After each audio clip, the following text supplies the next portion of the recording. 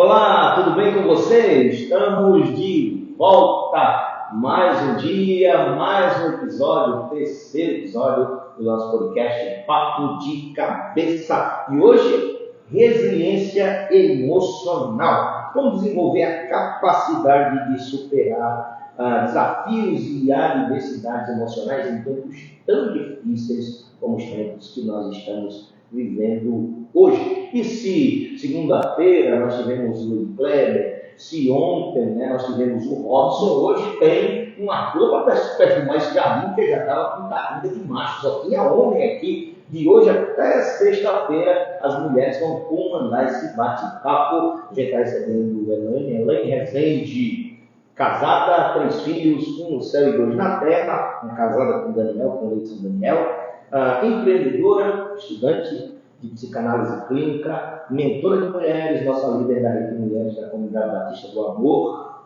e integrante também do Recuida, da nossa rede de cuidado e aconselhamento. E como eu falei ontem, também membro da nossa comunidade. Só tem gente boa. Seja bem-vinda, Elaine. Fique à vontade. Eu espero que esse tempo seja um tempo muito precioso para a gente que está aqui e para eles que estão lá. Amém. Boa noite a todos.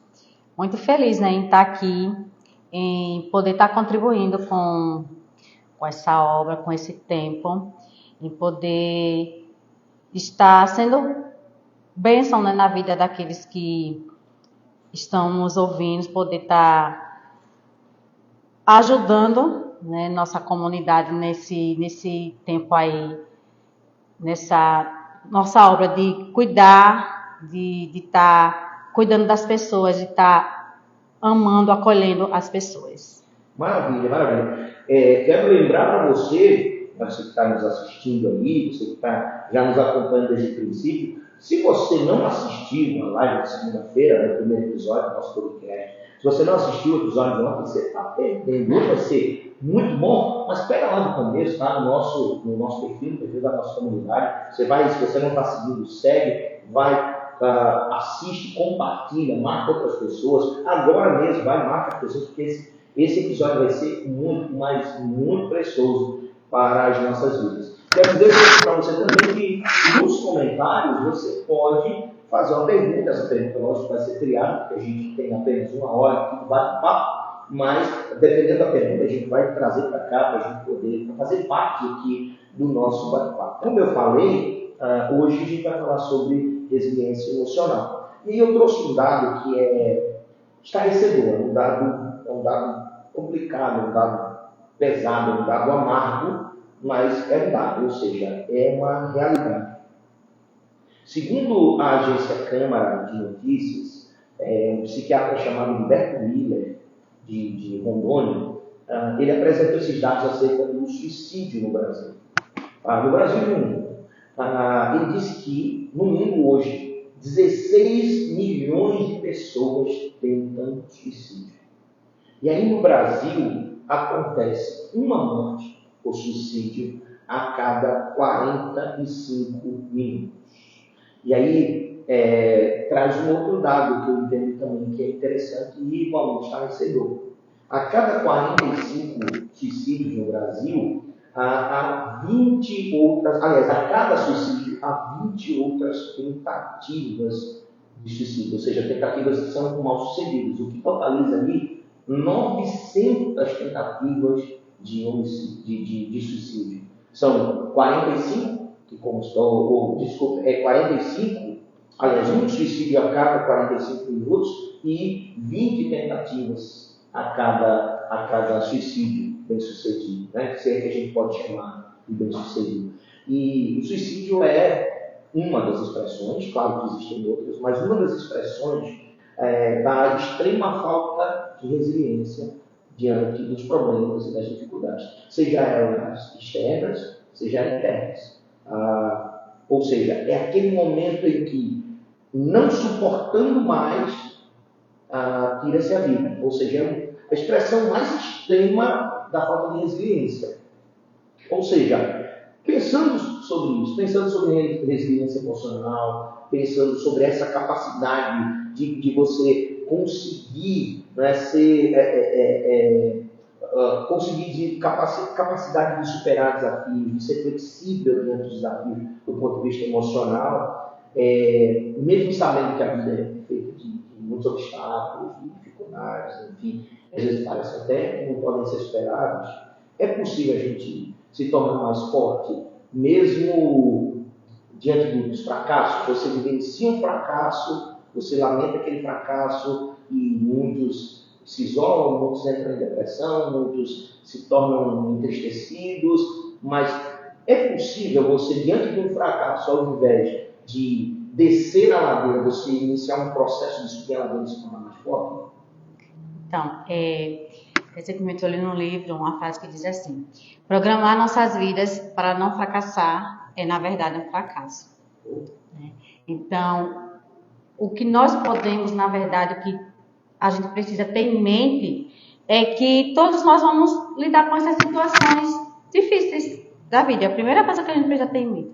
Então, todos nós vamos passar por dificuldades, por momentos de fracassos, por perdas, né? Então, a questão é como nós vamos lidar com essas situações, né? A questão está em como nós vamos lidar com os nossos sentimentos, com as nossas emoções, com a perda, com aquilo que vem, né? A emoção é justamente essa resposta ao estímulo, né? É o estímulo, aquilo que a gente vê, aquilo que a gente sente, e a emoção é essa resposta a esse estímulo. Então, a questão é a gente identificar, né, essa emoção e o que a gente vai fazer com ela, né? A gente costuma, vamos dizer assim, não querer sentir raiva, né? Que é uma das emoções primárias, não quer sentir raiva.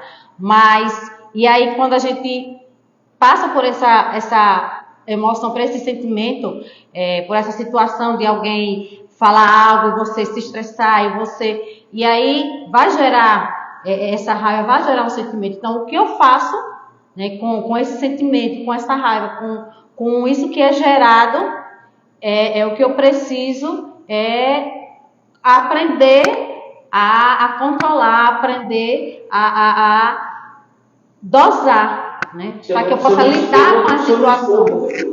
Ou seja, você falando sobre essa questão de raiva, é interessante. Claro que existem dezenas de outros sentimentos. Você falou sobre isso, a raiva como um sentimento bem primário, que se expõe. Existem pessoas que se enraivam, tentam cobrir, tentam fingir que não se enraivaram, e ao invés de explodir, e claro que quando a gente diz explodir, não é como a gente falou, acho que na segunda-feira, de dar um troco errado e tal, de ser excessivo, mas de demonstrar que não ficou confortável com aquela situação, e você maquia aquilo, e ao invés de explodir, você implode aquilo faz mal para você, né?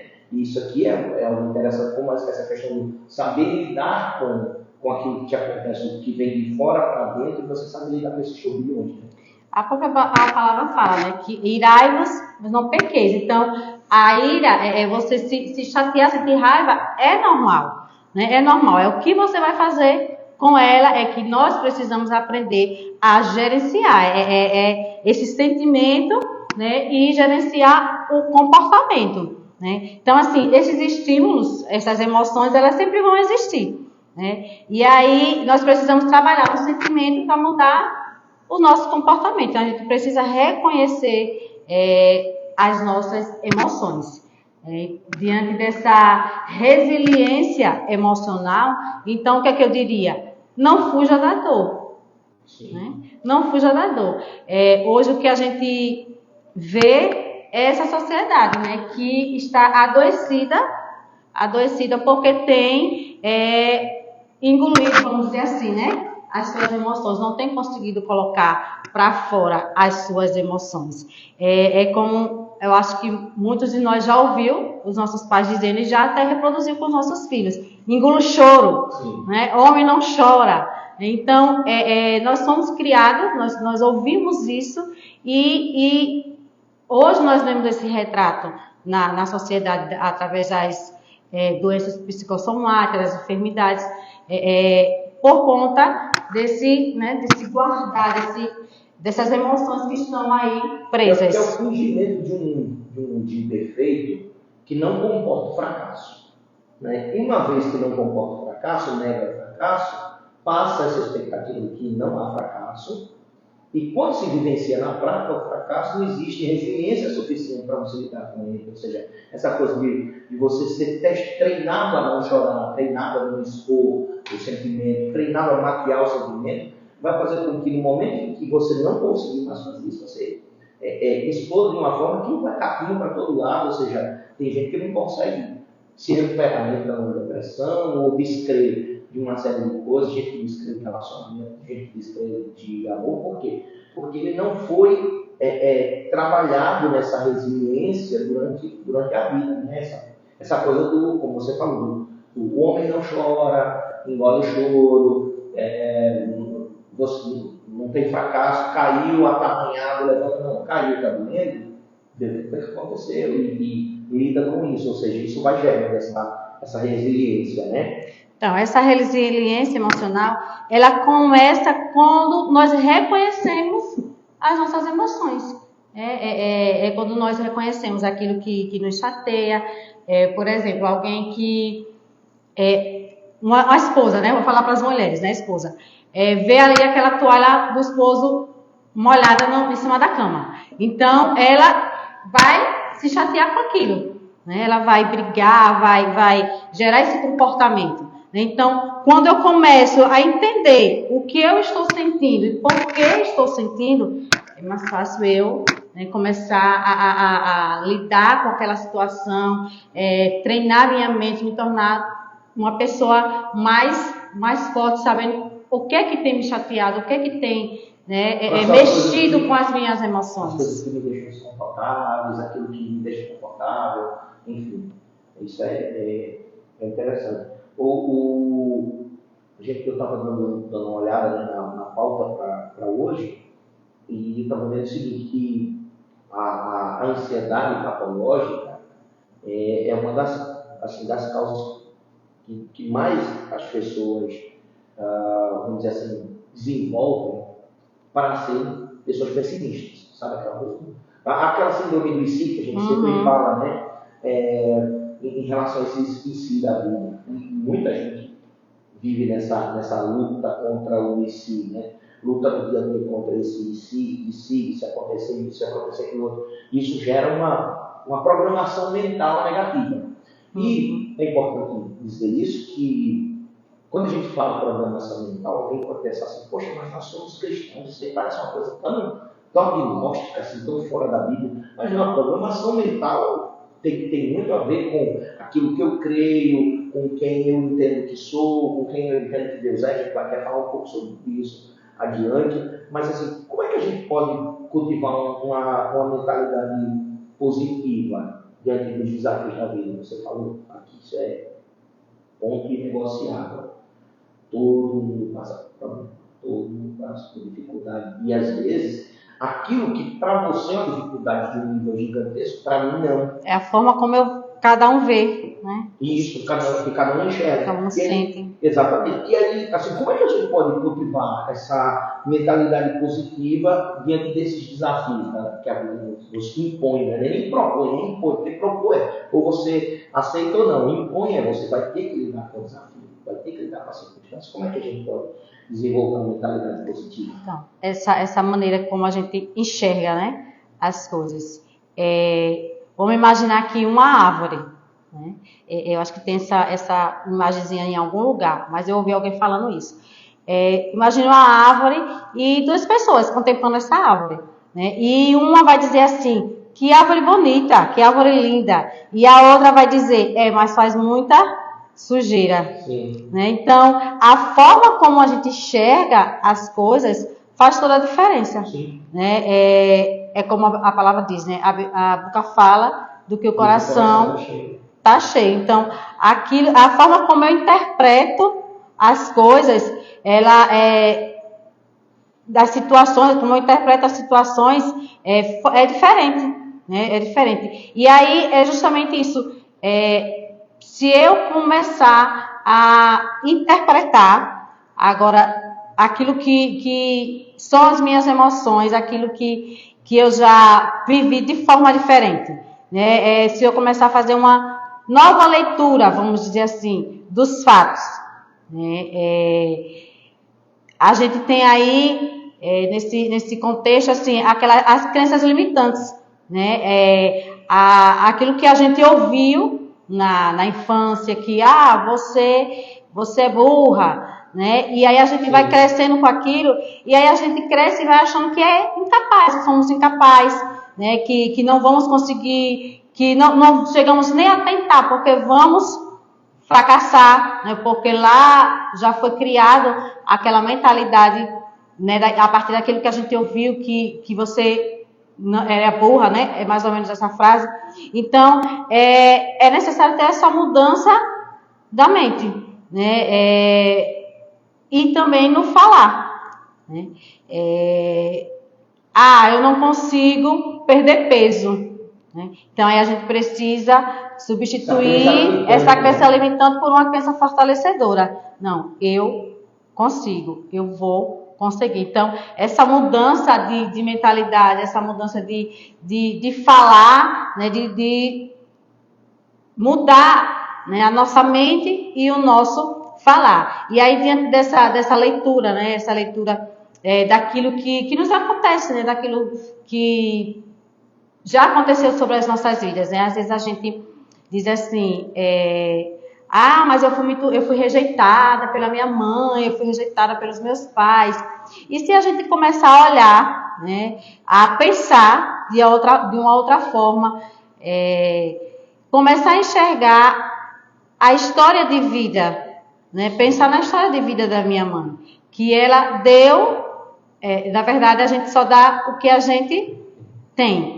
Então, a questão da ressignificação, então ela começar a olhar com os outros, com esse olhar, né? Colocar essa ótica, né? Sobre isso que eu passei, isso que eu vivi, né? Então, assim, a gente vai começando a mudar a nossa mente, a gente vai começando justamente isso, a ressignificar, a trazer um novo sentido, um novo olhar para aquela situação que nos causa dor, que nos causa tristeza, que nos causa, né, que muitas vezes hoje a gente age de certa forma por aquilo que aconteceu, né, uma insegurança, mas a gente precisa colocar essa nova ótica diante desses traumas, né, daquilo que mexe ainda com as nossas emoções. Você falando aí sobre essa questão é como uma reprogramação, né? Eu acho que ressignificação é mais forte, né? A gente fala, inclusive, muito sobre isso, sobre essa questão de ressignificar sentimento. Eu estava lembrando do aleijado de Betesda. Jesus chega para ele e aí ele diz assim, você quer ser curado?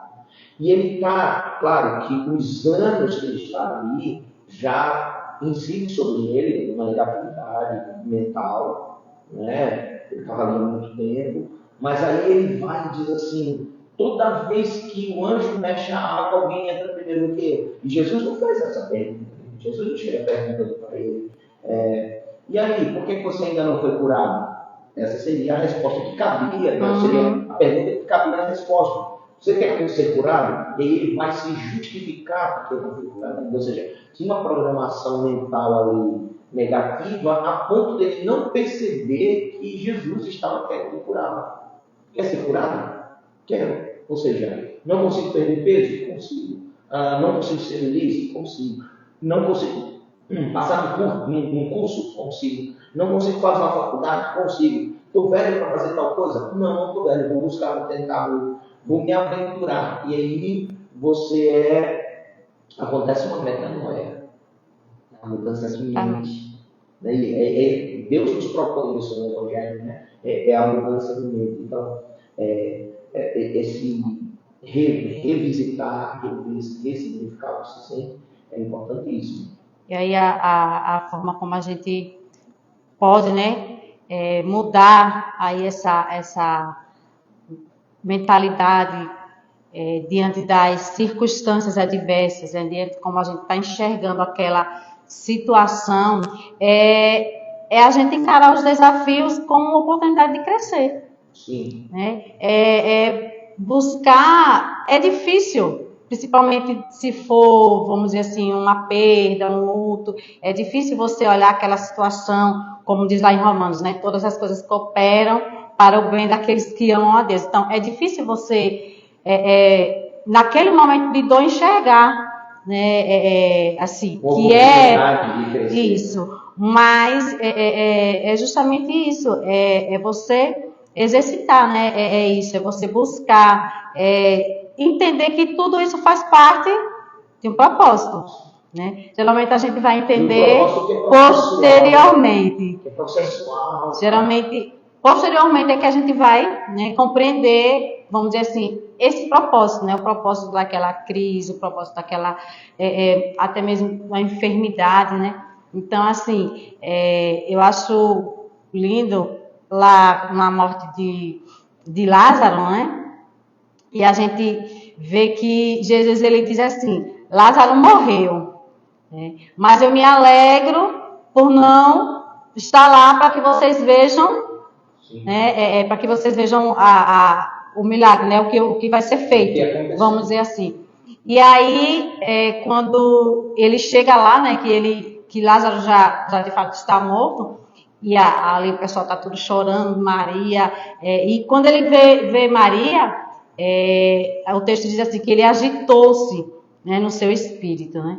E um textinho depois aí vai dizer que Jesus chorou, né? Então, assim, é lindo ver assim que Jesus, ele sabia qual era o propósito, né, daquilo tudo. Ele sabia qual era o final do que ia acontecer, que Lázaro ia ressuscitar para que o nome de Deus fosse glorificado. Mas isso, exatamente isso, não impediu que ele estivesse ali e compartilhasse daquela dor, né? Se compadecesse daquela dor.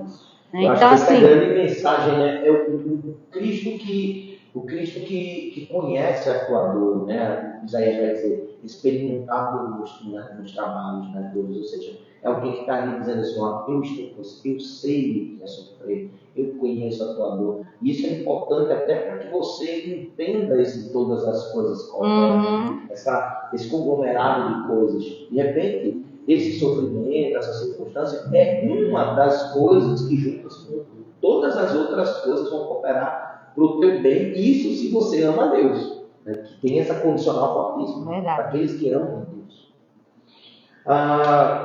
A gente falando aqui, e essa coisa do significar, você falou que é muito precioso, que é a questão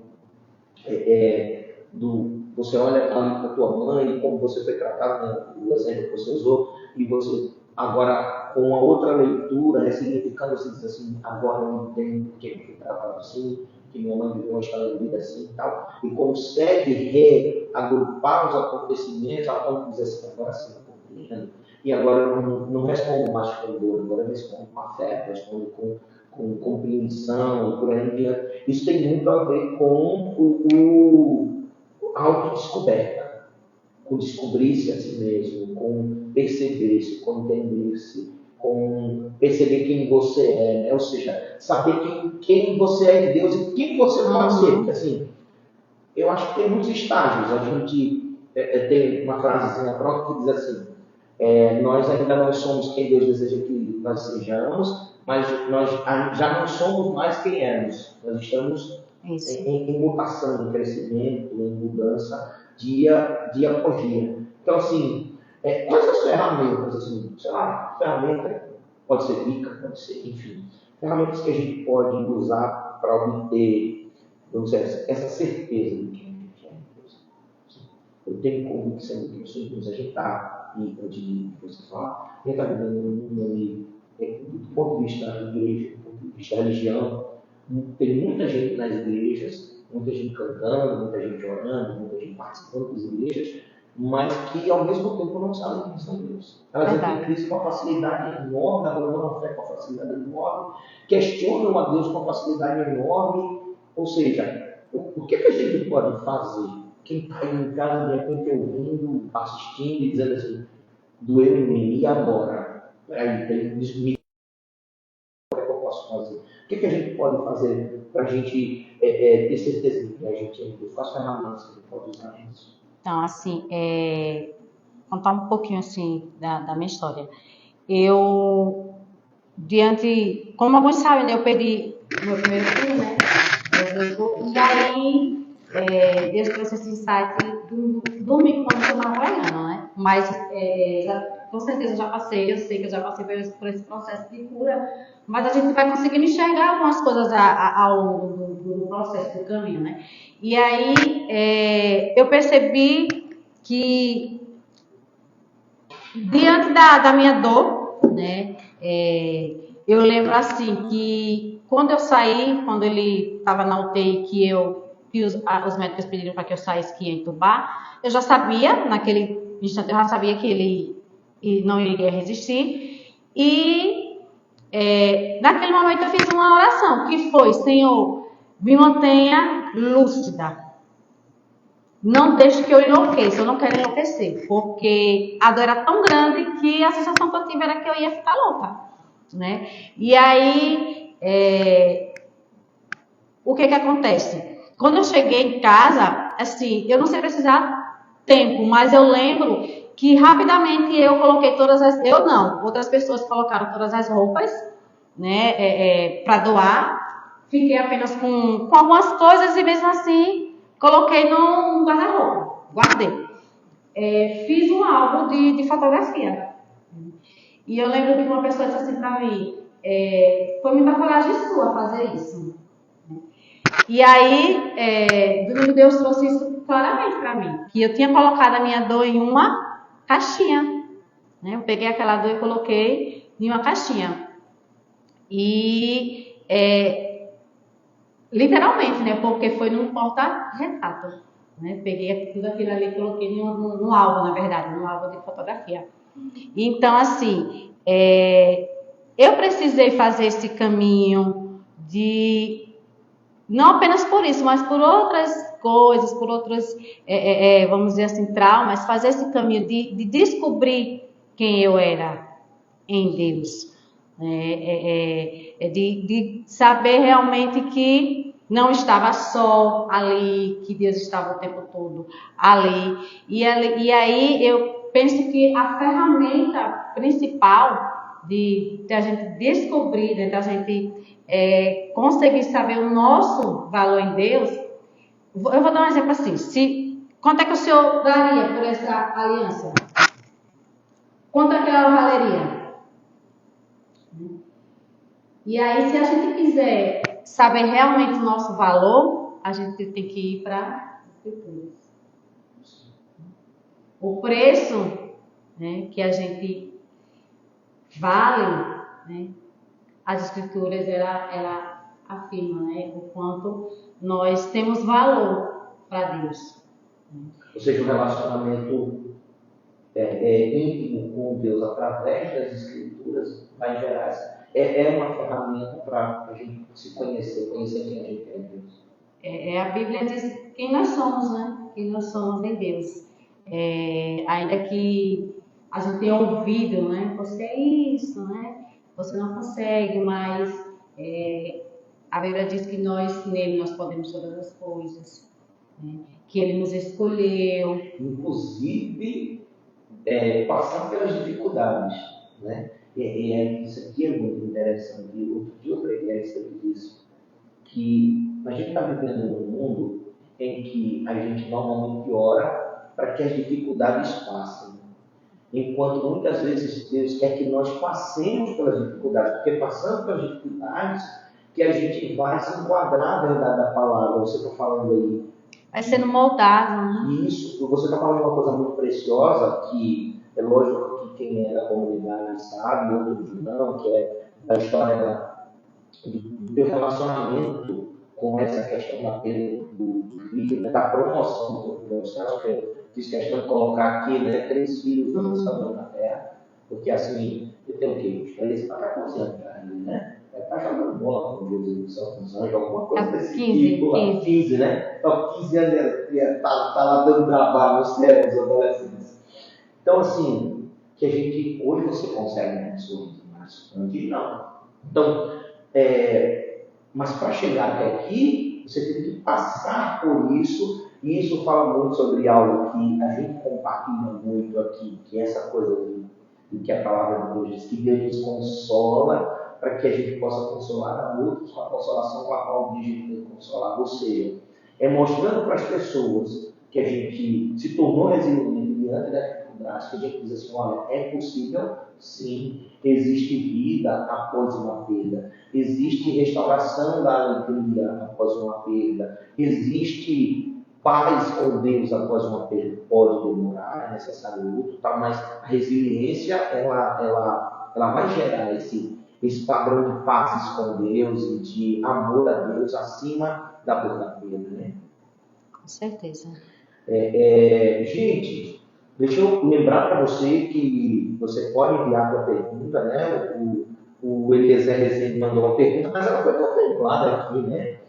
Qual o conselho que a Ellen recomenda para obter resiliência emocional frente às dificuldades da vida, né? Apenas o contemporâneo, né? A vida do dia a dia. Né? Acho que a gente contemplou aqui, falando sobre essa ferramenta que é a palavra de Deus, né, você pode mandar sua pergunta. A gente tem a gente ainda tem meia hora de bate-papo, então vamos caminhando porque tá muito precioso. Então, a gente pode, né, entender quem a gente é em Deus na palavra, e assim, a gente existem dois extremos. Tem o mundo praguejando você. E ali por mundo você entenda muitas vezes familiares, tem pessoas que são emocionalmente abusadas pelos seus cônjuges e tal, enfim, né? Essa coisa de você é burro, você não pode nada, você não cresce, você é isso, você é aquilo outro, você é desse jeito, você jamais vai ser isso, jamais vai ser aquilo, enfim, limitando você, colocando uma regra dizendo assim, isso aqui é teu limite, você não vai sair disso aqui. E do outro lado a gente tem um outro extremo, que é a autoajuda. É você se sentir o máximo, porém ser Deus. E isso vai levar ao fracasso. E decepção, porque você vai perceber que tem muita gente que conquista muita coisa, que se transforma em alguém de sucesso, mas é tão vazio dentro de si que nada lhes apetece. Não há felicidade, não há alegria. De forma que aquilo que conquista gasta tudo em remédio, gasta tudo em terapia, porque não é bem resolvido, não sabe quem é Deus. Né? Então, assim, como ela isso aqui não está nem na pauta, não, mas eu acho que vale muito a pena. Como é que você lida hoje? Há 11 anos atrás, eu cheguei aqui na comunidade, saí uma pessoa, e essa pessoa ela já não era mais a pessoa que havia perdido o filho, já estava no processo. Hoje, né, alguns anos depois, como é que a Elaine de hoje lida com a perda de um filho, lida com toda essa atmosfera do como é que você lida com isso? Então, eu percebo que, assim, hoje tem essa compreensão que eu passei muitos anos o luto ele tem alguns processos, né? Então, eu passei muitos anos em apenas, eu acho que um ou dois processos, que é a questão da negação, né? Isso, de culpar a Deus, de questionar a Deus. Então, eu passei muito tempo nesse processo, né? E aí, a partir do momento que eu entreguei aquela dor a Deus, foi que eu posso dizer que eu fui curada. Então, assim, a gente muitas vezes a gente age de algumas formas e a gente não entende por que age daquela maneira, né? A gente se torna pessoas, vamos dizer assim, amarguradas, pessoas tristes, pessoas que não sorriem, que não sabem abraçar, né? E aí a gente não consegue, não tem essa consciência do porquê que você é daquela forma, né? Mas é justamente essas, vamos dizer assim, essas feridas que precisam ser curadas, né? E essa ferida, ela só foi curada quando eu entreguei ela para Deus, né? Para que Deus pudesse ressignificar trazer um novo sentido àquela dor. Então, assim, a partir daquele momento que eu, né, compreendi por que eu agia de certas maneiras, que era porque existia aquela ferida que estava ali, aberta. Você acha que está estagnado? Assim, você ficou estagnado nos dois processos durante o tempo. Você acha que ficou estagnado por medo de quebrar? A gente falando de resiliência, né? De envergar e não quebrar. E por medo de quebrar, às vezes a gente não enfrenta. Você acha que medo de quebrar, a pouca resiliência quando levar a pessoa estagnada naquele lugar? Seja qual for, né? A gente está falando da tua história aqui, nesse caso, mas pessoas que estão vivendo histórias diferentes, talvez estejam vivendo exatamente o mesmo tipo de processo de estagnação. Eu creio que muitas vezes também é aquela máscara que a gente coloca, né? Aquela, vamos dizer assim, aquela casca, né? Que a gente coloca como uma defesa mesmo, para não ser vista como coitadinha, para não ser vista como, para que as pessoas não tenham pena, né, de você. Então você cria uma defesa, uma proteção. E aí muitas vezes é isso, tá tudo bem, né? Tá tudo bem, mas na verdade não está, né? Então assim, talvez por medo de ser ferida, né? De reconhecer essa fraqueza. Então a gente às vezes coloca essa máscara, né? De forte, eu sou forte, até mesmo que eu já superei, mas na verdade não, né? Então a armadura ela tanto serve para nos proteger quanto ela serve para nos tornar insensível ao toque. Alguém que está numa armadura de ferro, se alguém tocar nela, não vai precisar, não vai sentir o tipo de toque. Porque ela está preparada para a pancada. Uhum. Se houver uma pancada, ela vai sentir um balanço da pancada, o impacto da pancada. Mas ela não vai sentir o afeto de um carinho, o afeto de um abraço. Ela não vai sentir o calor de um abraço. Ou seja, aquilo que parece ser benéfico, na verdade, talvez seja mais maléfico, porque muitas vezes um abraço tem um poder maior de cura do que uma armadura, né?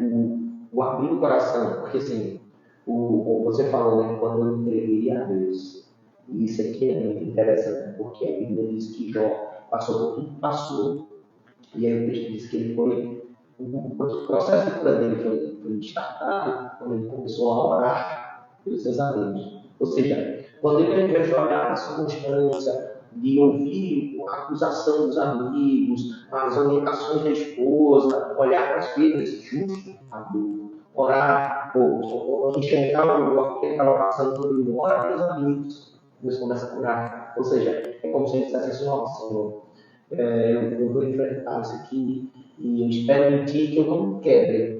E aí Deus vai e fortalece para que haja essa resiliência, né? Há uma pergunta aqui do Irã que está muito relacionada aqui, não especificamente à resiliência, né? Ele coloca aqui, como agir quando percebemos alguém impor sua vontade nos dogmas de boa nova, né? Ou seja, aquilo que são todos aqui, eu vou responder porque está relacionado não especificamente à resiliência, mas está relacionado com a questão da igreja, assim, enfim. E eu acho que tem muito a ver com abuso de autoridade religiosa, né?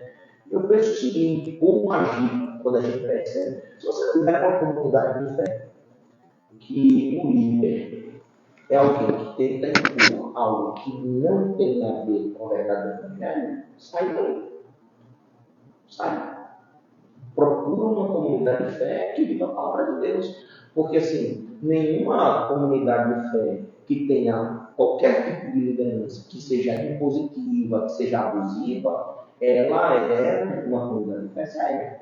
Então, uma coisa é orientação bíblica, uma coisa é doutrina bíblica, uma coisa é ensino bíblico, outra coisa é imposição dogmática para se sobrepor e aprisionar pessoas através desses dogmas e muitas vezes de ameaça relacionada à própria religião. Se você fizer isso, vai acontecer isso. Então, eu penso que o melhor conselho, a melhor forma de lidar, quando se percebe alguém um pouco montado através de blogs, é você sair do que procura uma comunidade de fé que viva a verdade do Evangelho. Então, assim, eu acho que está respondida essa questão aí, Liliane. Manda a tua pergunta que a gente responde, tá bom? A gente está falando aqui de saúde média, a gente entrou aqui por esse universo da tua história, que eu acho que assim, a gente tem uma pauta, mas Deus vai levando a gente, isso é muito, muito bom. A gente já falou aqui que a resiliência é essa capacidade da gente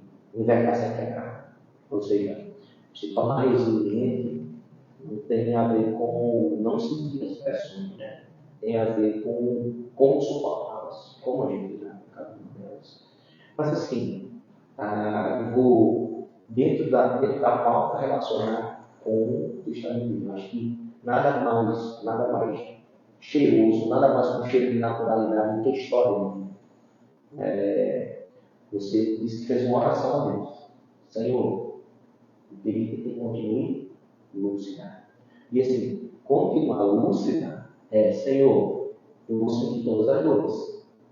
Porque quem enlouquece não sente a dor. Tentaram, inclusive, fazer isso com Jesus. Jesus está lá na cruz, ele sente sede, e eles tentam colocar ali aquele vinagre que seria meio que como um ópio, como uma forma de deixar Jesus adormecido para a dor que estava sentindo.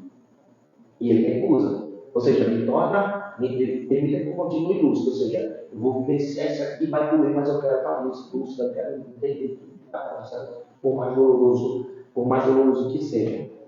E aí você disse mais quase para mim o que está que a gente, o próximo passo aqui dessa conversa.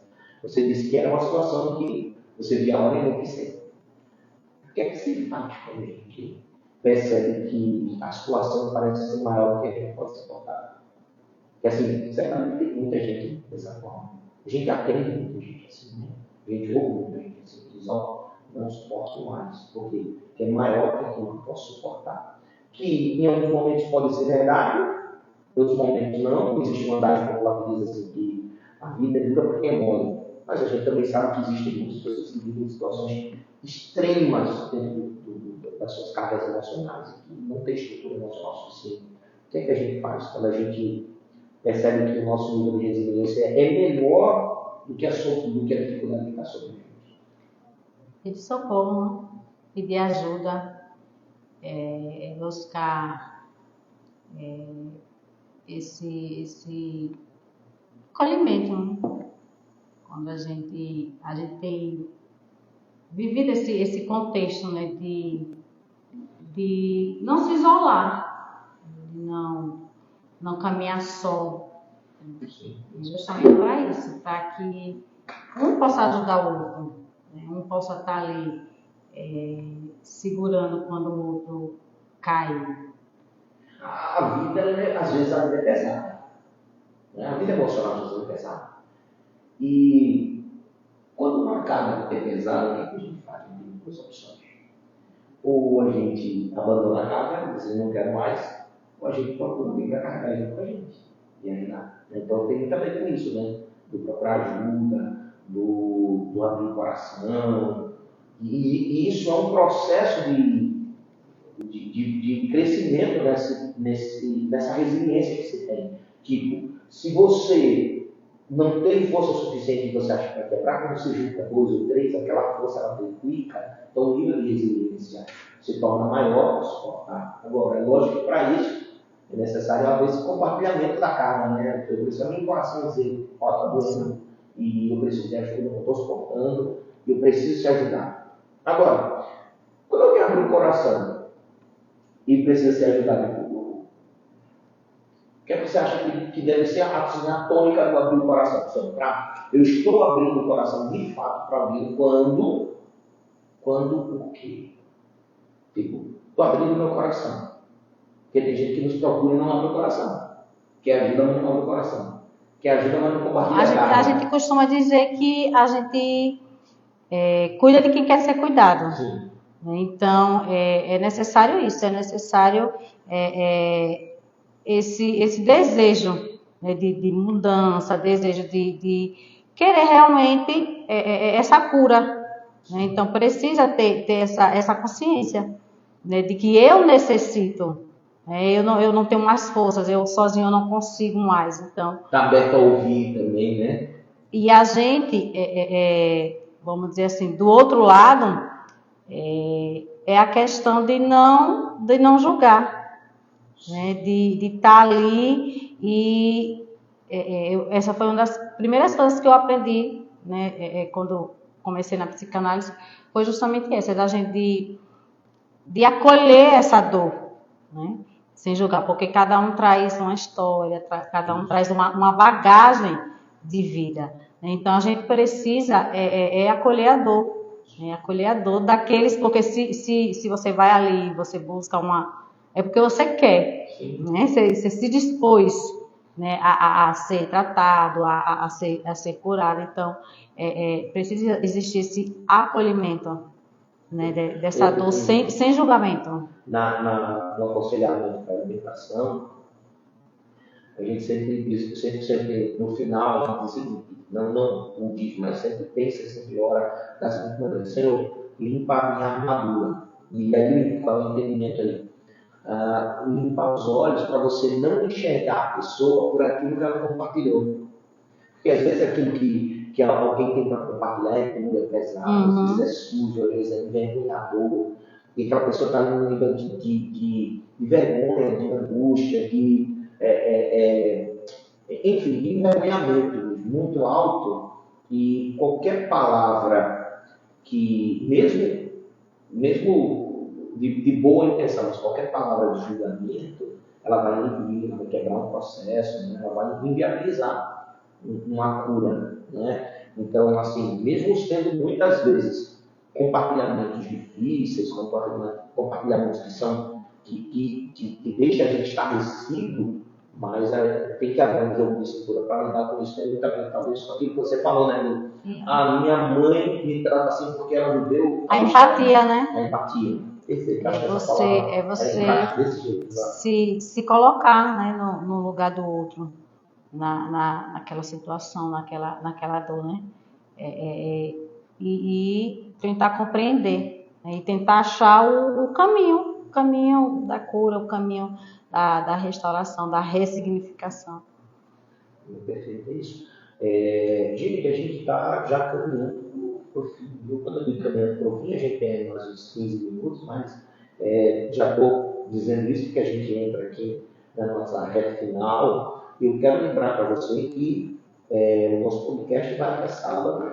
Hoje é o terceiro episódio, a gente tem até sábado outros episódios, então já vai se programando para sempre a gente no 30 estar junto conosco, vai também envolvendo outras pessoas. Se você, como eu falei no início, você não assistiu os outros episódios, assiste o episódio 1, assiste o episódio 2. Se você pegou esse episódio na metade do caminho, no final, volta lá para o começo, porque tem sido um tempo muito precioso e, assim, não é à toa.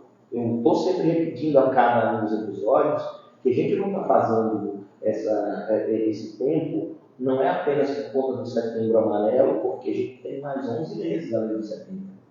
Então, quando a gente diz, olha, isso aqui é por conta do lançamento da nossa rede, né, do Recuida, que é a rede de cuidado e aconselhamento, como a gente diz, nós queremos ser instrumento de Deus, nós queremos ser instrumento de expressão do amor de Deus. A gente tem que trazer pessoas aqui da comunidade. Por quê? Exatamente para mostrar para você que aqueles que estão se expondo a cuidar de você, a ouvir você, a tratar o teu coração, são pessoas que têm história de vida, que venceram circunstâncias na vida e que estão buscando se capacitar para fazer o melhor pela tua vida, pela tua casa, por essa cidade. Então, nós buscamos ser essa comunidade, tentando ser essa comunidade que busca cuidar das pessoas.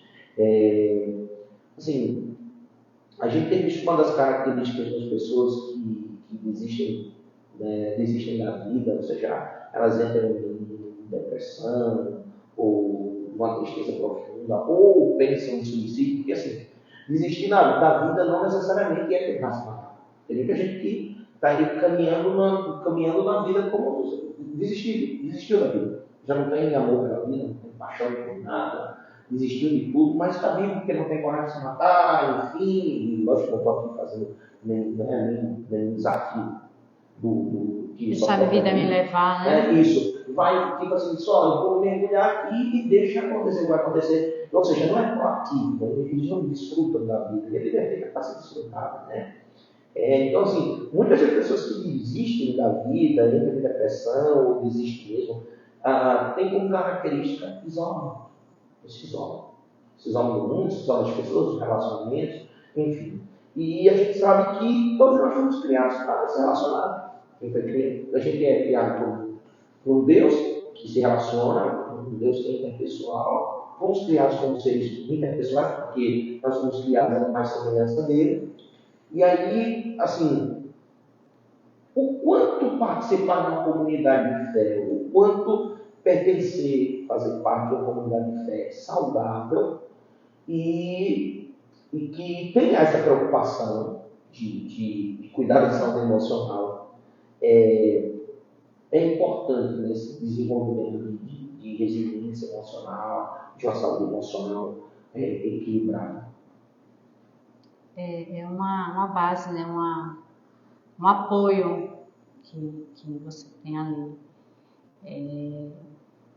Eu associando assim a psicanálise, né? Que é em essência a cura pelo amor, né? E eu lembro que eu sei que o senhor sempre fala assim, que essa questão, colocando de novo assim, de não, da gente, muitas vezes quando o senhor faz assim um apelo, né? Aqui não é o lugar de julgamento, né? É um apelo justamente para a pessoa ir ali, né? E se quebrantar, né? Então, assim, fazer parte dessa comunidade é esse caminho, né? É esse caminho de, vamos dizer assim, desse acesso, né? Dessa cura pelo amor, né? Pela fala também, né? Essa cura pela fala, pelo amor, de você saber que não está caminhando só, né? Que tem alguém ali que vai lhe ouvir, né? Que vai caminhar junto com você. Então, esse acesso, né? Muitas vezes eu até costumo dizer isso assim, que muitas vezes, diante assim, desse apelo, vamos dizer assim, para um quebrantamento, né, para até, vamos dizer assim, de certa forma, expor suas vulnerabilidades, né, expor algum tipo de fraqueza. E às vezes a gente, por vergonha, né, se priva, né, por medo do o que as pessoas vão pensar, o que as pessoas vão achar. E aí, assim, existe esse incentivo, né, a gente realmente reconhecer que existe aquela fraqueza, mas a gente sabe que quando a gente vai colocar na mão do Senhor, Ele vai nos fortalecer, Ele vai trazer essa cura. Então, assim, esse apoio, vamos dizer assim, esse incentivo a gente realmente provar dessa cura, né? Não é só a salvação, né? Que a gente, estamos salvos, mas o Senhor, nós somos corpo, alma e espírito, né? Então, a nossa alma, muitas vezes a gente está dentro das igrejas e tão cheia de feridas na alma, né? Rancor, a falta de perdão, a amargura. Então é necessário essa cura da alma, essa cura das emoções, né? Daquilo que muitas vezes a gente vai, vamos dizer assim, caminhando e acha que é normal, está vivendo a vida, né? Não é aquela vida plena, né? E justamente por isso, porque está, vamos dizer assim, todo esfacelado, né? Está todo quebrado, por uma traição, por algum relacionamento rompido, né? Então, assim, a comunidade ela vai incentivar a cura, né? A cura para a sua alma. O estar em comunidade é importante, né? Você não está só, você não caminha só. Importante dizer também que mesmo em comunidade, a gente sabe que, por exemplo, a gente tem dois caminhos. Existem comunidades que pegam o cristão, pegam o membro, enfim, e vão encher ele de atividade. E essas atividades vão distrair, mas não vão te curar. Uhum. Então você vai passar a vida inteira enfermo e servindo a igreja. Quando uma comunidade lida com a cura da tua alma, você vai estar curado para servir a Deus. E você serve a Deus servindo pessoas, tanto na tua comunidade de fé, quanto na tua vida, no teu cotidiano. Né? Jesus promete vida em abundância. Quando Jesus fala acerca, ele é perguntado, mas que Jesus deixou tudo para te seguir e tal. Jesus diz, olha, ninguém que deixou pai, mãe, tal, deixou tudo para me seguir, não foi recompensado 100 vezes mais, e ainda nesta vida. Então, assim, muita gente pensa muito na questão da recompensa material, mas é a abundância de vida a começar daqui, uma nova perspectiva de vida, uma nova lente para encarar a história. São ressignificações de história, onde você achava que foi abandonado, você de repente consegue agora reenxergar o momento da tua história de sofrimento, você olha que Deus estava ali, e você agora consegue perceber que no dia em que a lágrima escorreu, o Senhor colheu a tua lágrima. No dia em que você achava que você ia quebrar, você só não quebrou porque o Senhor não permite que você quebrasse. E é uma comunidade de fé que se preocupa com isso, ela acaba sendo muito importante na vida de alguém que precisa ser tratado nesse sentido. Se você fosse dar um conselho para alguém que está agora nos assistindo e que está tipo, eu não estou bem, eu estou mal, eu não estou bem, eu estou fingindo que eu bem não estou, eu estou fingindo que sou feliz e não estou, eu estou fingindo que estou bem resolvido e não sou, não estou bem. Se você pudesse não, né? Conselho vai ser dado. Então, segura aí. Um conselho para essa pessoa que está aqui nos assistindo agora e que está destruído e está fingindo que não está. O que você diz para uma pessoa dessa? O que você diria para ela? É justamente isso, né? Não se isolem.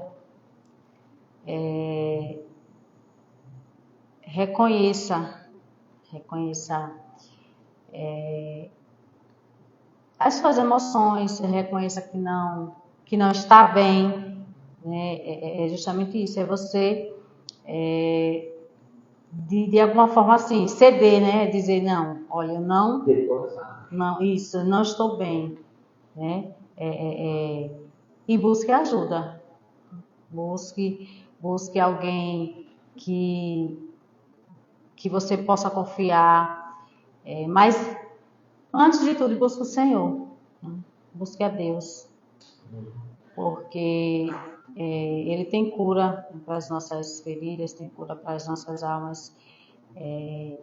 Muitas vezes a gente acha que Deus é aquele pai, é um Deus mau, é aquele pai que pega o filho e joga na piscina, lá no fundo da piscina, para que ele aprenda a nadar, né, sozinho, né? E Deus não é. Ele vai estar ali. Ele vai estar ali, né? Nas nossas dificuldades, nas nossas dores, nas nossas angústias. Ele está ali. Então, muitas vezes a gente chega a Deus como esse pai, né? Que a dificuldade veio e ele está distante, tá, né? Mas não, ter essa consciência de que está acessível, o Senhor está acessível para nos ouvir, para usar pessoas, né, para caminhar junto conosco, para estar junto com a gente e superar esses desafios, superar as dificuldades. Salmo 116. Amo o Senhor, que ouviu minha voz e minha súplica, que inclinou para mim os seus ouvidos. Ou quando invocamento é aquele que inclinou o ouvido. Ele está lá no alto, né? Mas ele inclinou o ouvido para nos ouvir. Veja que fantástico. Queridos, a gente está chegando ao final do nosso episódio de hoje. com muita alegria no coração, assim, hoje um papo assim, bem duplo, né? Bem visceral, acho que essa palavra, assim, bem íntimo, bem dentro do coração. E a gente espera dentro do coração que você tenha sido tocado, abençoado, que o Espírito de Deus fale com você através de tudo aquilo que foi colocado. Isso aqui eu acho que é 10% daquilo que a gente poderia passar a noite inteira falando aqui, e olha como termina.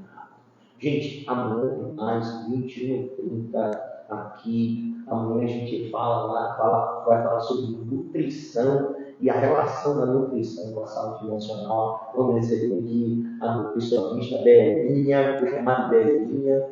Você está falando para o consultório dela, então vai ser Belinha. Então a gente se encontra amanhã, encontro marcado 21h30 aqui no Papo Cabeça, que cheio de Deus abençoe você. Até amanhã.